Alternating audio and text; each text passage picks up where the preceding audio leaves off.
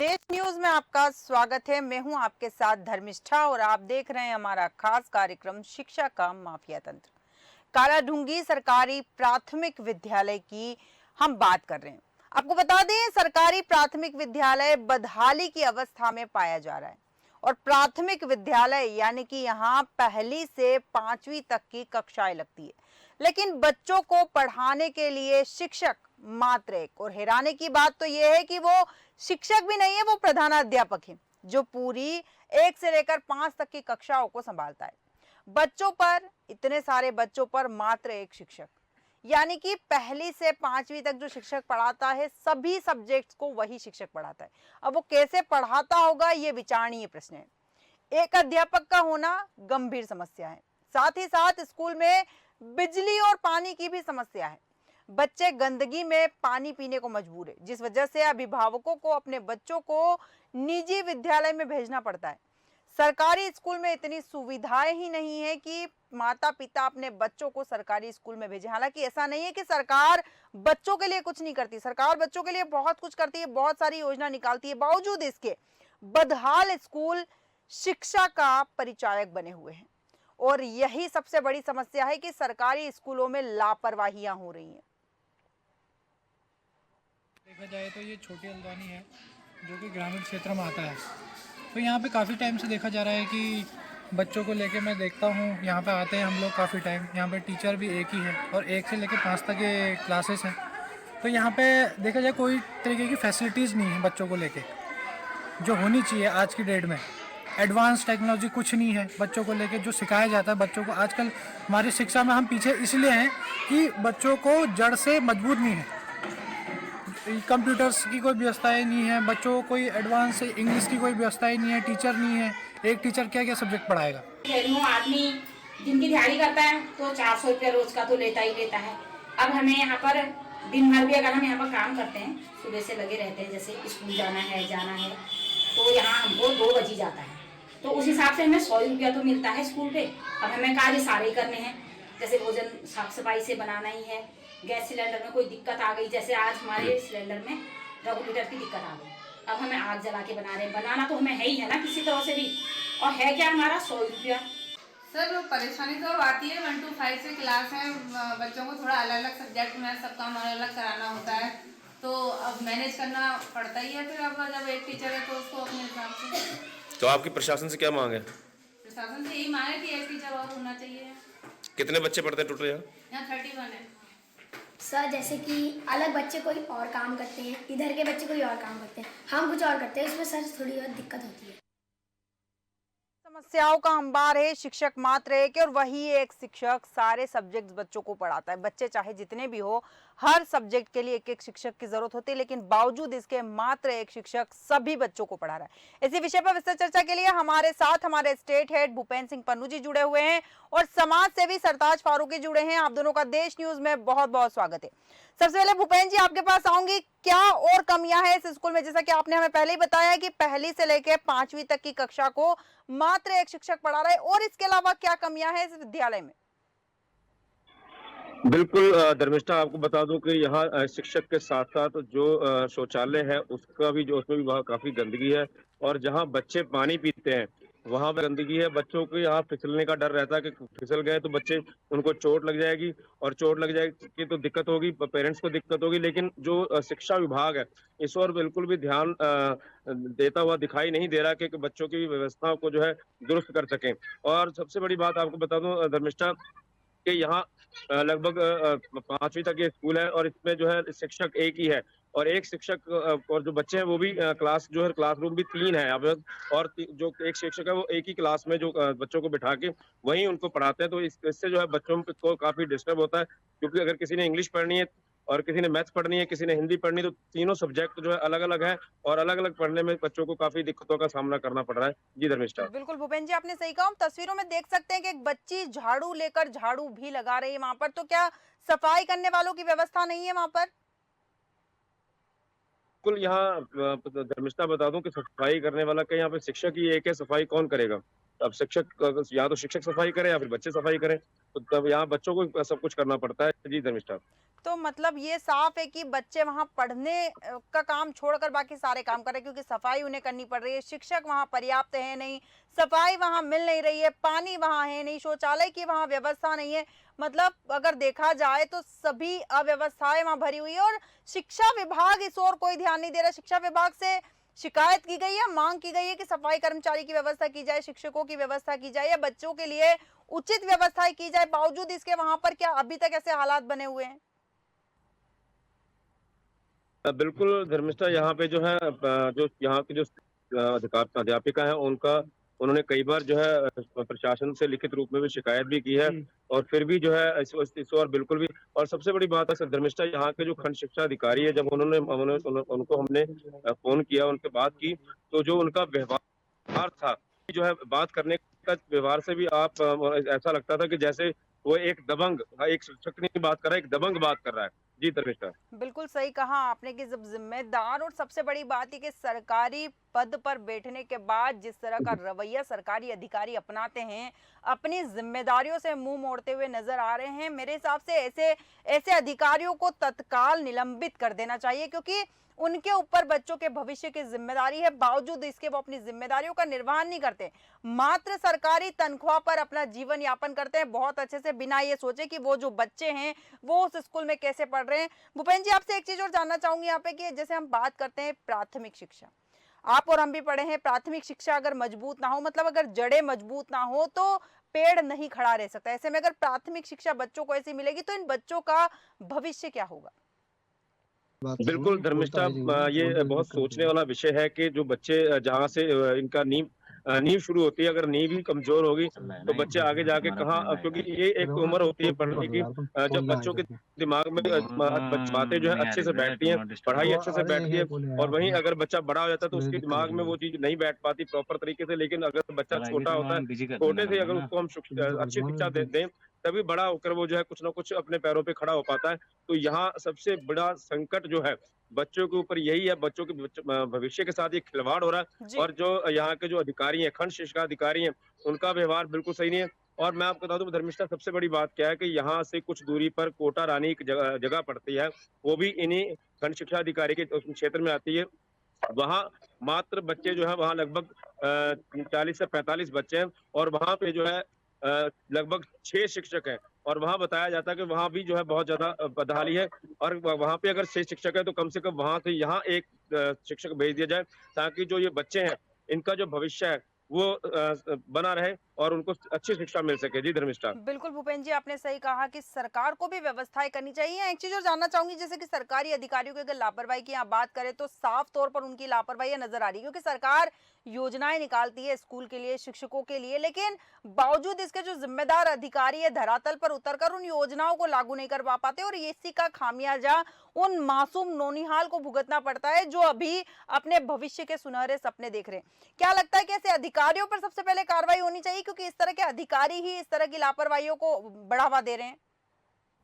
बिल्कुल धर्मिष्ठा, ऐसे अधिकारी विभाग को चाहिए कि अधिकारी जो है उसका व्यवहार, क्योंकि जो बच्चे का व्यवहार जो सही होगा, वो अगर अधिकारी का, शिक्षक का व्यवहार अगर अच्छा होगा, तभी बच्चों का व्यवहार भी अच्छा होगा। इस पे बच्चों पे भी काफी असर पड़ता है, क्योंकि अगर शिक्षक ही अगर उसका व्यवहार, शिक्षक का व्यवहार सही नहीं होगा, अधिकारी का जो व्यवहार सही नहीं होगा, और सबसे बड़ी बात क्या है, यहाँ पे जो शिक्षक है वो भी जो है अधिकारी से बात करने में संकोच करते हैं, क्योंकि कहीं ना कहीं उनको भी ये खौफ रहता है, उनको भी ये डर रहता है कि अगर हम उनके खिलाफ अगर बात करेंगे, जी। बोलेंगे, तो कहीं ना कहीं उनके ऊपर भी किस तरीके की कोई गाज ना गिरे। जी धर्मिष्ठा। बिल्कुल सही कहा आपने कि शिक्षक जो है अपनी कमियां नहीं बता सकते, स्कूल के बारे में कुछ पूछ नहीं सकते अधिकारी से, क्योंकि जैसे कि आपने बताया कि वो जो अधिकारी है वो दबंग तरह का अधिकारी, और वो दबंग जो है सबसे बड़ी समस्या है कि उनके अंदर अहंकार है, और जब अहंकार आ जाता है इंसान में तो कहा जाता है कि अहंकार के बाद वो किसी की नहीं सुनता। और सबसे बड़ी सवाल यहाँ पर यह भी आता है कि हाँ, आसपास के लोग या बच्चों के माता पिता कोई कार्रवाई की बात नहीं करते, क्योंकि उनके अपने बच्चे आसपास के सामाजिक कार्यकर्ता हैं, क्योंकि जैसा कि हमने देखा है कई बार कई मामलों में माता पिता से पहले सामाजिक कार्यकर्ता मैदान में उतर आते हैं और वो हल्ला बोल देते हैं इस तरह की लापरवाहियों पर।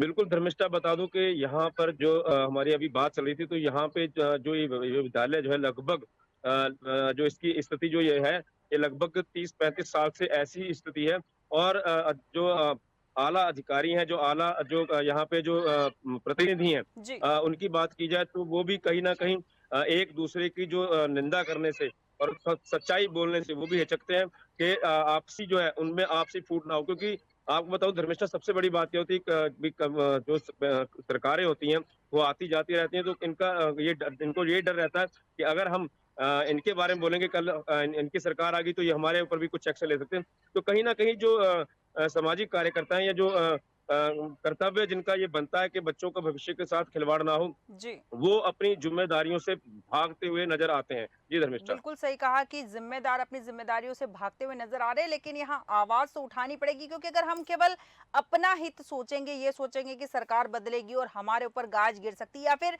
उस स्कूल की प्रधानाचार्य ये सोचेगी कि हम बड़े अधिकारी से सवाल ना पूछें, तो बच्चों के लिए सोचेगा कौन? माता पिता ये सोचकर नहीं पूछते कि हमारे बच्चे को स्कूल में पनिशमेंट दी जाएगी, सामाजिक कार्यकर्ता अपना हित सोच के नहीं बोलता है, कक्षा का जो स्कूल का प्रधानाचार्य वो ये सोच कर नहीं बोलता कि बड़े अधिकारी से हम सवाल कैसे पूछें। तो कोई अगर नहीं पूछेगा सवाल, तो फिर जिम्मेदार अपनी जिम्मेदारी कैसे निभाएंगे? बिल्कुल धर्मिष्ठा, बिल्कुल सही बात है। आपने सही कहा कि अधिकारी अगर इसकी सुधनी लेंगे तो कौन जिम्मेदारी इसकी लेगा। तो सबसे बड़ी बात बता दूं कि धामी सरकार को और जो यहाँ के जनप्रतिनिधि विधायक हैं और जो यहाँ के सांसद हैं, उनको ये चाहिए कि कम से कम जो है उनके क्षेत्र के जो विद्यालय हैं या जो भी उनकी जो सुचारू व्यवस्था है उनके ऊपर एक उनको ध्यान देना चाहिए। जी धर्मिष्ठा। बिल्कुल भूपेन जी सही कहा कि हमें और हमारे जिम्मेदारों को ध्यान देना चाहिए, सरकारी अधिकारियों को ध्यान देना चाहिए, और सबसे बड़ी बात सरकार को ध्यान देना चाहिए। इस वक्त हमारे साथ सरताज फारूकी जुड़ चुके हैं। सबसे पहले मैं उनसे बात करना चाहूंगी। सरताज जी, देश न्यूज में आपका बहुत बहुत स्वागत है। जी धन्यवाद। सरताज जी, जैसे कि हम बात कर रहे हैं काला ढूंगी सरकारी प्राथमिक विद्यालय की, लापरवाही का आलम है, बच्चे खुद सफाई कर रहे हैं, मात्र एक शिक्षक सभी कक्षाओं को पढ़ाता है, और जिम्मेदार अधिकारी से जब सवाल किया जाता है तो जिम्मेदार अधिकारी जो है दबंग तरीके से बात करता है। लगता है उसे अपनी जिम्मेदारियों का एहसास नहीं है। मैम, सबसे बड़ी समस्या है हम काला डूंगी क्षेत्र में छोटे हल्द्वानी में है। हमारे निकट ही प्राइमरी स्कूल है। इस स्कूल के अंदर सबसे बड़ी समस्या जो हम बोला करते हैं, हमारी एक बुजुर्गों की मिसाल है, जल ही जीवन है। सबसे बड़ी समस्या यहाँ पर जल की आती है। यहाँ पर हमारे लोग जितने भी हमारे खंड शिक्षा अधिकारी जी से मैं ये की बात कहना चाहूंगा कि ये हमारे प्राइमरी स्कूल है, इसमें जो हमारे छोटे छोटे बहन भाई पढ़ रहे हैं वो इसी स्कूल का पानी पीते हैं। इसमें ना ही टंकी की सफाई है, कितनी गंदगी है, बाहर इसके घास जमी हुई है। ऐसा लग रहा है जैसे कि ये पानी की टंकी को हमने घास को लगा के एक डेमो दे दिया हो। और उसी के साथ यहाँ पर हमारे छोटे छोटे बच्चे जो इस स्कूल में शिक्षा प्राप्त करते हैं, ना ही शौचालय की व्यवस्था है उनके लिए, इतनी गंदगी है जिसका कोई जवाब नहीं। हमारे छोटे जो हमारे गरीब दुर्गा लोग जो यहाँ पर शिक्षा, उनके बच्चे शिक्षा ग्रहण करना आते हैं, ये समस्या को देखकर बड़ा गंभीरता का विषय बनता जा रहा है। मैं शिक्षा अधिकारी से हाथ जोड़ के विनय निवेदन करता हूँ कि थोड़ा समय निकालकर हमारे छोटे हल्द्वानी के प्राइमरी स्कूल पर थोड़ा सा ध्यान दें और यहाँ पर शिक्षा में थोड़ा सुधार करें। और साथ ही 31 बच्चे इस स्कूल में शिक्षा ग्रहण करते हैं और उन 31 बच्चों को शिक्षा ग्रहण करने के लिए मात्र एक अध्यापिका है जो इस स्कूल की प्रिंसिपल है। वो अपनी सभी जिम्मेदारी निभा रही है।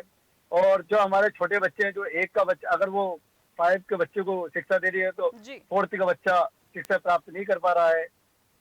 बिल्कुल सरताज जी, आपने सही कहा कि एक जो शिक्षिका है अपनी जिम्मेदारी निभा रही है, लेकिन वो किस तरह से जिम्मेदारी निभा पाएगी? 5 कक्षाएं पढ़ानी है, सभी को अलग अलग विषय पढ़ाना है। एक मात्र शिक्षिका केवल मैनेजमेंट कर सकती है, बच्चों को संभाल सकती है, सभी विषय में बच्चों को मजबूत नहीं कर सकती। और जब तक कहा जाता है कि नींव मजबूत नहीं होगी, बच्चों की प्राथमिक शिक्षा मजबूत नहीं होगी, तब तक वो बच्चे उचित स्तर तक नहीं पहुंच पाएंगे। ये केवल बच्चों के भविष्य के साथ खिलवाड़ है। अगर वो मैनेजमेंट भी कर रही है मात्र एक शिक्षिका सभी बच्चों को लेकर, तो भी केवल ये मैनेजमेंट है, और ये मैनेजमेंट बच्चों के भविष्य के साथ खिलवाड़ है।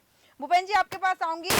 साफ तौर पर नजर आ रहा है बच्चों के भविष्य के साथ खिलवाड़ हो रहा है, क्योंकि एक वो जहां हम बच्चों को अच्छी शिक्षा देने की बात कर रहे हैं, बच्चे हमारे देश का भविष्य है, उन्हीं के साथ खिलवाड़ हो रहा है, तो देश का भविष्य कहां जा रहा है? बिल्कुल धर्मिष्ठा, सबसे बड़ी बात आपने बोली कि बच्चों का भविष्य कहाँ जा रहा है। चाहूंगी इस वक्त हमारे साथ सत्यनारायण खंड शिक्षा अधिकारी जुड़ चुके हैं। सबसे पहले मैं उनसे चर्चा करूंगी। सत्यनारायण जी, देश न्यूज में आपका बहुत बहुत स्वागत है। नमस्कार नमस्कार मैम। जी सत्यनारायण जी, जैसे कि कालाडूंगी सरकारी प्राथमिक विद्यालय की यहाँ हम बात कर रहे हैं, वहां पर मात्र एक शिक्षिका पहली से लेकर 5वीं तक के बच्चों को पढ़ा रही है। सफाई की कोई व्यवस्था नहीं है। जिस पानी की टंकी से बच्चे पानी पीते हैं उस टंकी की कई दिनों तक सफाई नहीं होती है। गंदा ही पानी बच्चे पी रहे हैं और बच्चे ही स्कूल में झाड़ू लगा रहे हैं।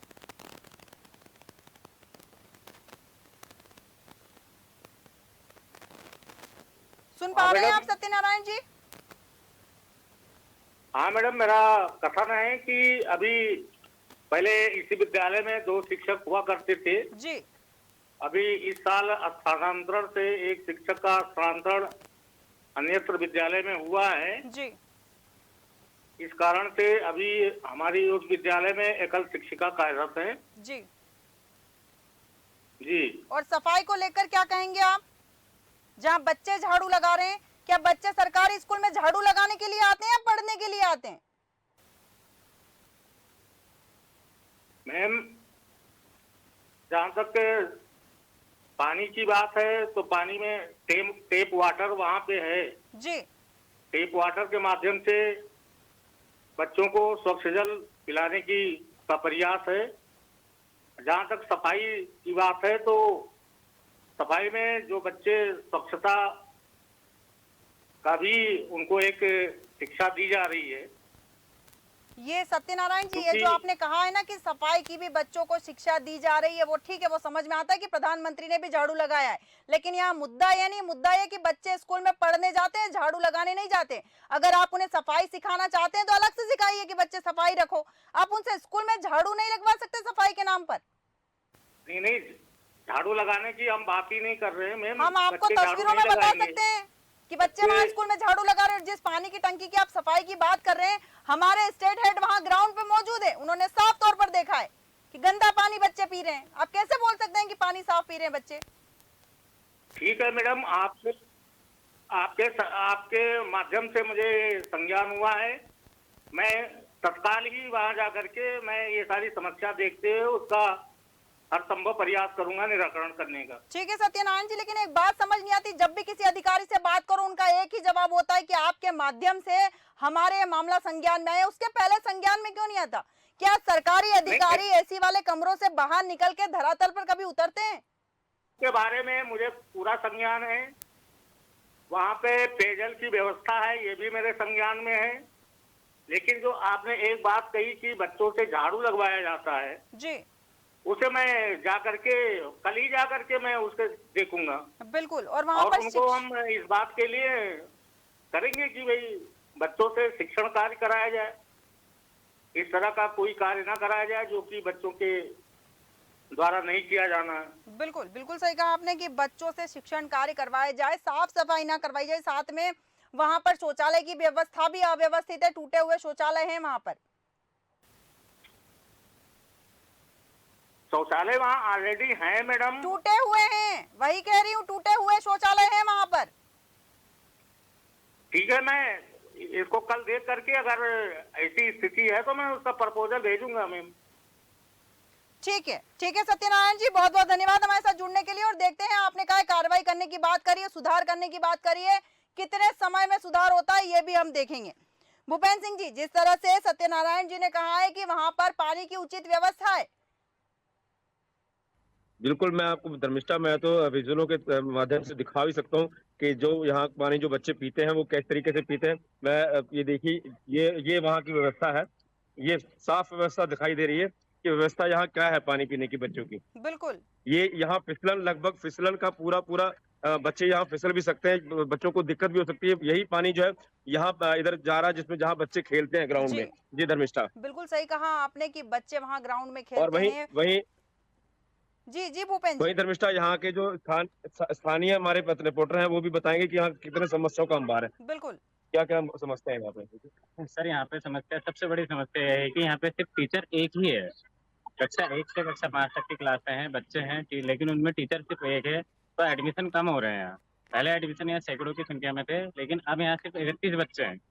स्कूल की स्थिति यह है, यहाँ पे टीचर ना होने की वजह से, सफाई ना होने की वजह से लोग अपने बच्चों का एडमिशन नहीं कराना चाहते हैं और निजी स्कूलों की मनमानी को सहना पड़ रहा है अभिभावकों को। तो ये समस्या काफ़ी आई है यहाँ पे, काफ़ी कहा गया है कई बार, प्रशासन को बोला गया है, लेकिन इसमें कोई सुधार हुआ नहीं है अभी तक। तो आज चैनल के माध्यम से सभी कहना चाहेंगे कि प्रशासन से जल्दी ये समस्या का समाधान होगा। बिल्कुल धर्मिष्ठा, यहाँ आप जैसे कि बताया कि जो परिजन है जी। वो जो है अभिभावक जो है वो यहाँ का रुख ना करके प्राइवेट स्कूलों की जो मनमानी है, यहाँ व्यवस्था सही ना होने के कारण उनको इन मनमानियों को झेलना पड़ता है और प्राइवेट स्कूलों में अपने बच्चों को उच्च शिक्षा के लिए भेजना पड़ता है। जी बिल्कुल धर्मिष्ठा। बिल्कुल सही कहा आपने भूपेंद्र जी की प्राइवेट स्कूल में भेजना माता पिता की मजबूरी हो गई। सबसे बड़ा कारण यह है कि स्कूल की व्यवस्थाएं, जो सरकारी स्कूल में बच्चों को उचित व्यवस्थाएं, उचित सुविधाएं नहीं मिलेगी, पढ़ाई ही नहीं मिलेगी, तो माता पिता अपने बच्चों के भविष्य के लिए प्राइवेट स्कूल का रुख करेंगे और प्राइवेट स्कूलों की मनमानी भी झेलेंगे और इतनी फीस के बोझ तले माता पिता दब जाएंगे। सरकारी योजनाएं, सरकारी व्यवस्थाएं जो हैं उनको साफ तौर पर यहाँ पलीता लगता हुआ नजर आ रहा है। भूपेंद्र जी, आपको क्या लगता है कि सरकारी अधिकारी, जैसे कि अभी हमने बात करी, उन्होंने कहा कि ये मामला आपके बताने के बाद संज्ञान में आया, क्या उसके पहले ही अपने एसी वाले कमरों से बाहर नहीं निकलते हैं, धरातल पर उतर कर देखते नहीं है कि क्या अव्यवस्था है और उन्हें दुरुस्त करना चाहिए? बिल्कुल धर्मिष्ठा, अधिकारियों को चाहिए कि समय समय पर जो है विद्यालयों का निरीक्षण करें ताकि जो यहाँ पे जो समस्या है उनके संज्ञान में आए। अब अगर बैठे रहेंगे अपने एसी रूम में तो बाहर नहीं निकलेंगे, निरीक्षण नहीं करेंगे तो उनको भी समस्याओं का कैसे पता लगेगा। और सबसे बड़ी बात धर्मिष्ठा यहाँ है कि भी अधिकारियों को एसी रूमों से, अपने कमरों से बाहर निकल के, अपने ऑफिस से बाहर निकल के एक बार जो जहाँ गरीब तबके के बच्चे, छोटे बच्चे शिक्षा ग्रहण करने आते हैं यहाँ विद्यालयों का निरीक्षण करके जो भी बच्चों को समस्या आ रही है उनका समाधान करना चाहिए। वहीं बात करें शिक्षकों की, तो जहाँ शिक्षक पर्याप्त मात्रा में शिक्षक नहीं है तो वहाँ शिक्षकों की जो है भेजा जाए और ताकि जो है बच्चों को जो है बढ़िया शिक्षा मिल सके। जी बिल्कुल धर्मिष्ठा। बिल्कुल सही कहा आपने कि बढ़िया शिक्षा के लिए कोशिश करना जरूरी है। भूपेंद्र जी, एक अंतिम सवाल पूछना चाहूंगी आपसे, क्या लगता है अगर वो जो सरकारी अधिकारी जो लापरवाही कर रहे हैं, अगर उन्हीं के बच्चे इन स्कूलों में आ जाए तो स्कूलों के हालात अपने आप सुधर जाएंगे? बिल्कुल धर्मिष्ठा, होना यही चाहिए कि जो बड़े अधिकारी हैं, बड़े कर्मचारी हैं या जो यहाँ के जनप्रतिनिधि हैं, उनके बच्चे भी इसी स्कूल में पढ़े तभी जो है उनका जो इस स्कूल है, उनका विश्व शिक्षा का जो स्तर है वो तभी सुधर सकता है। तो कहीं ना कहीं एक सरकार को एक पॉलिसी ऐसी बना देनी चाहिए कि जो शिक्षक हैं या जो उच्च अधिकारी हैं, उनके बच्चे जो है प्राइवेट स्कूलों में ना पढ़ के सरकारी स्कूलों में जाएं, जहां वो पढ़ाते हैं, जहां के वो अधिकारी हैं, तभी जो है इनका जो शिक्षा का जो सुधार है वो हो पाएगा। जी धर्मिष्ठा। बिल्कुल सही कहा आपने कि सरकारी अधिकारी या जनप्रतिनिधि के बच्चे भी उन्हीं सरकारी स्कूलों में पढ़े जहां के जिस एरिया में वो रहते, ताकि उन्हें समझ आए कि उनके बच्चे किस स्कूल में पढ़ रहे हैं। हो सकता है तभी इन विद्यालयों की, इन सरकारी विद्यालयों के हालात सुधर पाए और गरीब तबके के लोगों को शिक्षा का लाभ मिल पाए और वो बच्चे जो अपनी जड़ें मजबूत करने के लिए स्कूल पढ़ने के लिए जाते हैं, उनकी जड़ें मजबूत हो सके और हमारे देश का भविष्य बर्बाद होने से बच सके। भूपेंद्र जी, सरताज जी, आप दोनों का बहुत बहुत धन्यवाद हमारे साथ विस्तृत चर्चा में शामिल होने के लिए। हम बात कर रहे थे कालाढूंगी सरकारी प्राथमिक विद्यालय की, जहां पर मात्र एक शिक्षक 5 कक्षाओं को पढ़ाती है और कहते हैं कि बहुत अच्छे से मैनेजमेंट कर रही है। लेकिन मैनेजमेंट क्या कर रही है? बच्चों को एक कमरे में लेके बैठाना, उन्हें चुप करवाना और किताब में या कॉपी में होमवर्क करने के लिए दे देना, पढ़ाना नहीं होता है। जब तक बच्चों की नींव मजबूत नहीं होगी तब तक बच्चा कुछ नहीं कर सकता। हमारे देश का भविष्य है वो छोटे छोटे बच्चे, लेकिन अगर भविष्य स्टार्टिंग में ही सही से नहीं बन पाएगा तो भविष्य आगे क्या बढ़ेगा। हमारे आज के खास कार्यक्रम में फिलहाल इतना ही। बने रहिए देश न्यूज के साथ।